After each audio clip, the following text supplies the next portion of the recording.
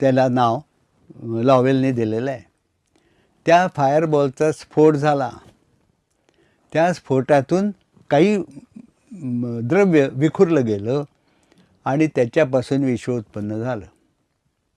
हे कसं घडलं त्याच्यावर तो म्हणतोय की त्या स्फोटामध्ये सेकंदाच्या लक्षांशाची जरी चूक झाली असती तरी हायड्रोजन ॲटम बनला नसता आणि हे विश्व आज आहे असं बनलं नसतं. हे लॉवेलने सांगितलं आहे. सगळ्या शास्त्रज्ञांनी त्याला मान्यता दिली आहे. याचा अर्थ त्या स्फोटामागे काहीही चूक झाली नव्हती, म्हणजे स्फोटामागे परिपूर्ण ज्ञान होतं. हेच लॉवेल मान्य करतोय. त्या स्फोटामागे परिपूर्ण ज्ञान होतं. तो स्फोट ज्याने घडवला त्या शक्तीला ईश्वर असं म्हणायचं.